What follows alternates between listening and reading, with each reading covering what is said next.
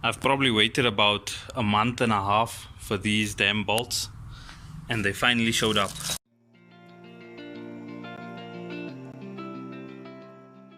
So these were the three that we got originally, and these are the rest, all from Audi. Paid an arm and a leg for them, but I'm so glad that I got the original bolts. It would have costed me much more than ordering them from like 034 Motorsport or one of those companies, because of the fact that we need to import them into this country. So they're not readily available at any of our part suppliers in South Africa. So what I'm going to be doing today is cleaning up the journal surfaces over here, installing the journal shells. Well, first I'm going to clean up the whole block on the inside, then I'm going to install the journal shells, then I'm going to install the crank, and once the crank is in, then I'm just going to place the oil pan on the block so that it's sealed up while I'm waiting for my front main seal gasket and rear main seal gasket. So first things first, I'm going to be cleaning up the block with a little bit of lacquer thinners.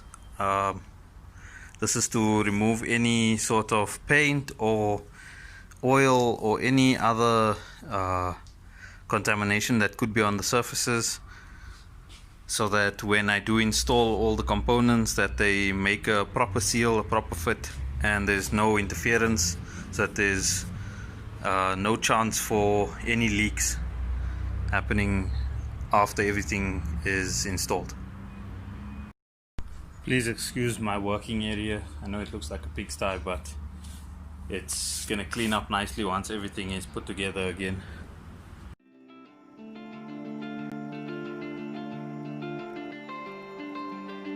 We lost our minds in the darkness of night. We live to die. We lose our souls every day. We lost our minds. We don't remember what's wrong and what's right. The world is dead, but we stay. 'Cause we are born as living fights. We live to die. We live to die. And we surrounded by the night.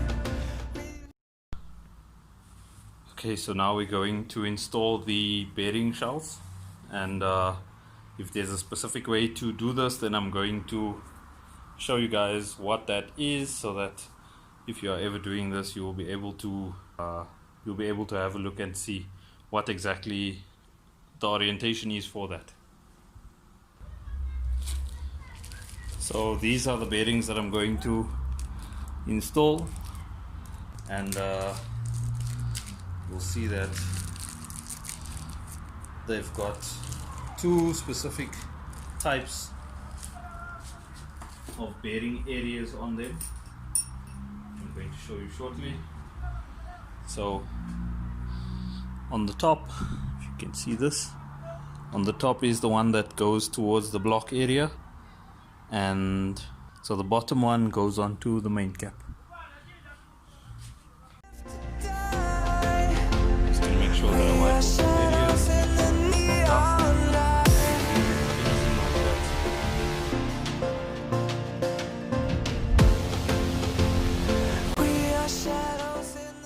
These just push into place like this. Make sure that both these areas are sort of flush, so that when the cap comes onto it, it pressures, or the top bearing will press against the bottom one, and that's what they call the crush area, and it will create a mating surface that will be smooth and allow the crank to spin effortlessly inside it.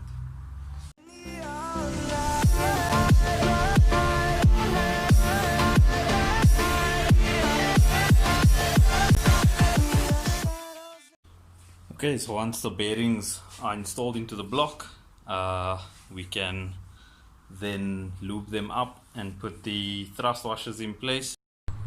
Okay, so I'm just wiping the crank down with the same thinners solution that I used on the block, just to get any contaminants off it, so that we can lube it with assembly lube and then install it in the block.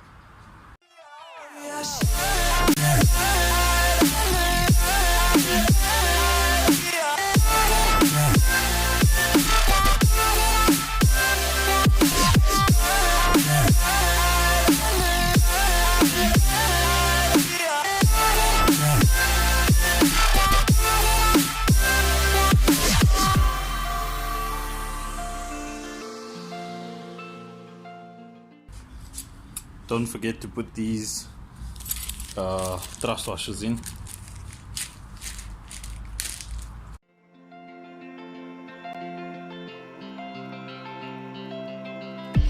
We are just shadows. It's supposed to be that we die. It doesn't. Okay, so now we're ready to install the crank into the block. If there is no light anymore, no light anymore, 'cause we are born as living fights. We live to die, we live to die, and we're surrounded by the night. We live to Make sure that your thrust washers didn't move while installing the crank into the block. If they did, if they moved, just use a flat screwdriver and push them back into place. So now the crank is finally back in the block, and I'm going to install the bearing shells onto the main caps and install those into the block. And we're going to tighten all of those down with the factory spec for torquing down the main cap bolts. Just a quick note, the bearing shell or the thrust washers with these always go on the main caps and never in the block.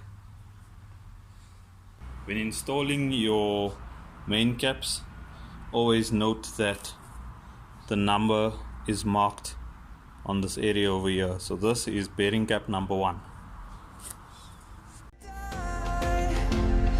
We are shadows in the neon light.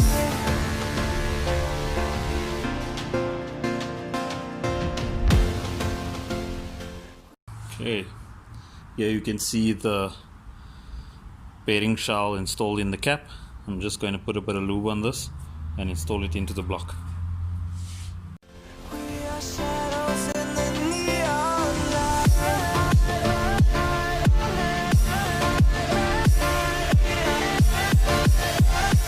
We are shadows in the neon. We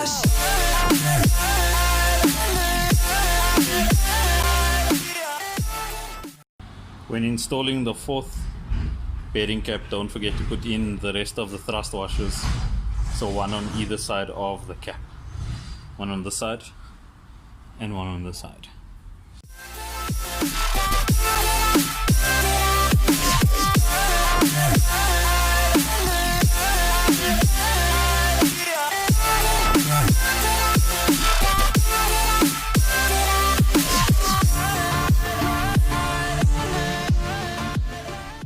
I just tested it to make sure that there was nothing binding, so that I can put the bolts into place and start torquing it down.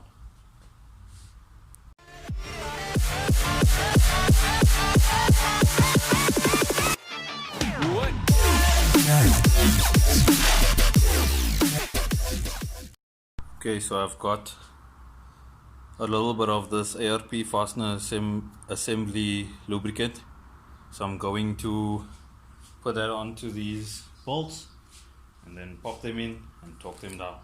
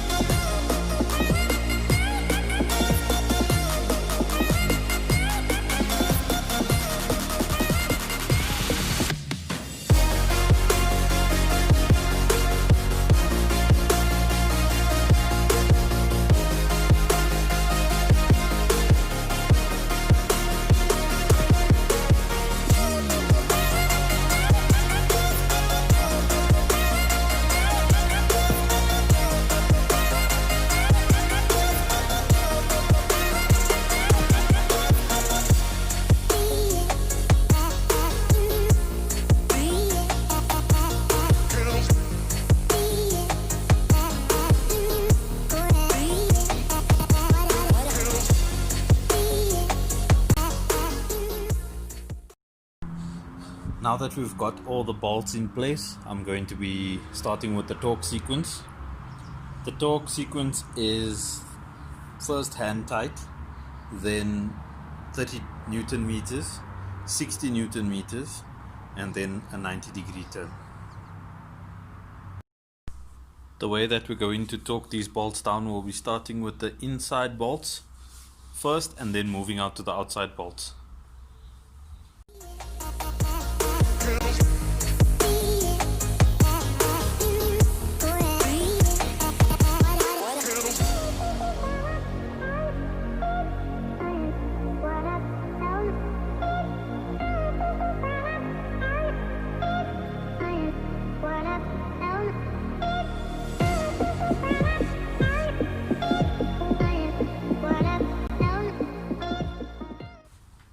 Now that that's done, I'm going to put the block on the floor so that I can proceed to do the 90-degree turn on all of the bolts. Okay, now it's time for us to tighten up the bolts down with the 90-degree turn.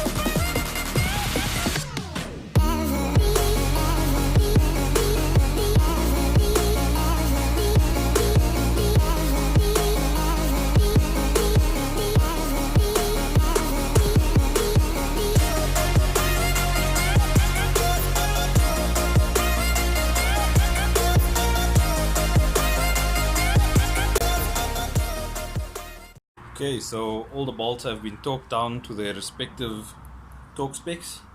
Now I'm just going to put the 4 bolts in that go onto the sides of the second and the third main caps.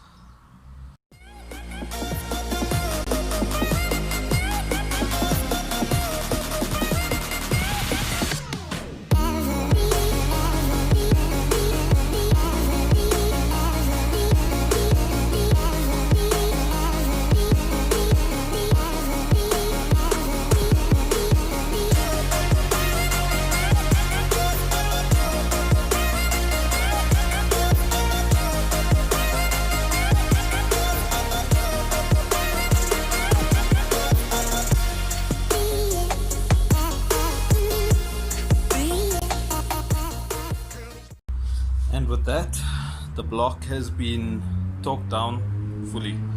So now it's just to install the pistons, the big end bearings onto the conrods, and to torque down the piston or the conrod big end caps.